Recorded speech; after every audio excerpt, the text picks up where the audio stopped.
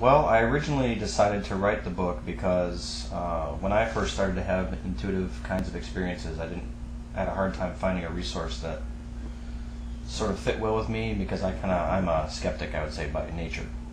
So having intuitive experience was very contrary to my then mental paradigm, and as I began to get more experience in learning how it worked and what it meant, I began to find that people who I knew and people that they told were curious about the same kinds of subjects, and they also had a hard time finding resources that answered their questions well. People who were more not necessarily part of the New Age movement, they were more regular people who just had experiences they couldn't explain well.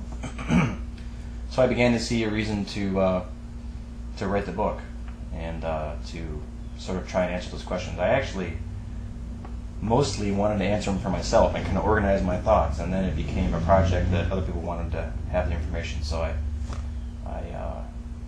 kind of went from there. How would you describe how we know what intuition is and how it's not our feelings and not our thoughts? That is the trick, isn't it? Yes.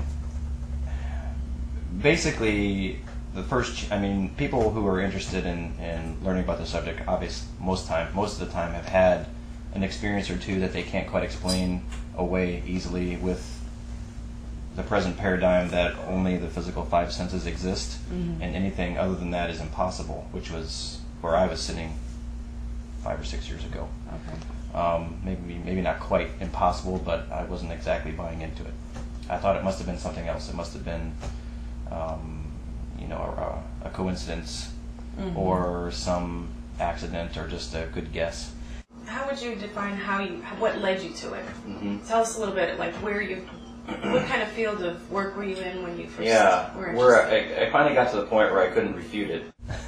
I mean, I'd had a few events here and there, spread apart by 6 months to a year, from the time I was about 15 years old.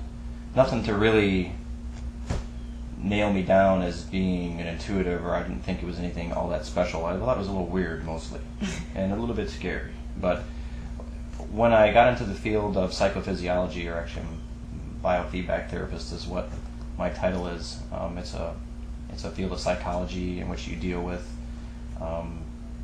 disorders that have to do with physical symptoms and psychological symptoms. So like asthma is a good example, or migraine headache. These are diseases that have a very physical symptom that tend to be mediated quite a bit by psychological attributes. What is biofeedback? What does that mean? Biofeedback is a very simple idea. It's basically mirroring what's going on in your body, your body's physiology, and it's mirroring it in real time. So it'd be like the simplest biofeedback that we would use in the clinical setting is a thermometer on your fingertip. Okay. And all it's doing is measuring how much blood is flowing into your hand. Now that in itself isn't particularly useful, other than it's a correlate to your neurological balance in your whole body. Wow. So when your hand warms, more blood is flowing into it, the blood vessels have dilated. In order for that to happen, there has to be a shift neurologically for that to occur. So some of the earliest biofeedback research was based on migraine headache mediation, meaning migraine headaches are one of the main causes are constriction of the blood vessels in the brain. Right. And usually as a result of too much sympathetic nervous innervation. Okay. And there's a balance. It's like sympathetic is the kind of the fight or flight response, an oversimplified way of describing it.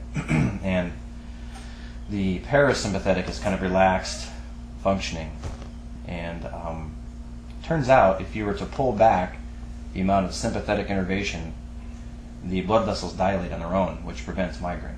Okay. And a lot of times these people tended to be type A personality, meaning they are perfectionist, or their stress is a common part of their lifestyle. So if it's a combination of teaching them how to not be stressed and using biofeedback as a tool to help that, because you cannot be stressed and have warm hands at the same time. So why is that? Well, because the sympathetic part of your nervous system is the part of the nervous system that's responsible for the stress response. Okay. The fight or flight response, the cold, clammy hands. Okay, so if you're able to send the heat and the blood supply to your fingers, you take away that physiological right. stress. So that's addressing physiological correlate of psychological stress. So at the same time you do the physiological help, you coach them on how to not be so psychologically stressed. Okay. And that allows it teaches them how to produce this effect on command. In other words, when an event comes in their life that tended to give them stress in the past, I would show them how to look at it differently and to warm their hands at the same time so they wouldn't get a migraine headache. It's an oversimplified way of describing it, right. But it worked very well. Okay. But the reason why that is so pertinent to intuition is because for two main reasons. First of all, biofeedback in and of itself trains you how to focus your intent by its very nature, and that's key to intuition. And secondly, for me at least, I was in a therapeutic setting as the therapist, so when somebody walked in, the only thing that was really on my mind was, what's going on with them? How can I help them? That's all I was thinking about. Pure focus. That's my job, my pure focus. So when they sat down, sometimes before they sat down, I would get this information that just sort of came to me, and I'm like, well, certainly didn't come from me. There's no way I could know any of that. Such as something that you wouldn't, obviously not based on their appearance. It was something coming into you right. about that. In fact, well, the first few times I wrote it off as based on the appearance and just one of those weird coinky-dinks, just nothing to take seriously. And eventually, it happened too often, and I was like, there's something going on here. So I figured out that what I needed to do to convince myself is to eliminate the extraneous factors that could potentially pollute the idea that it was coming from anything other than a physical information source.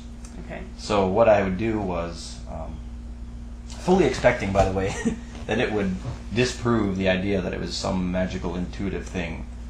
Because you didn't believe in that. I didn't believe it. No, I mean, I'm a scientist by nature, a skeptic by nature. I've seen all kinds of things that people claim to be true, and of course they're not. Yeah. Sometimes they are. Yeah.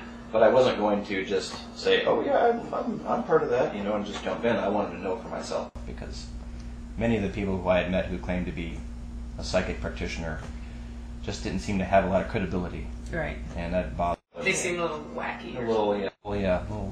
I just not sure I wanted that to be part of my.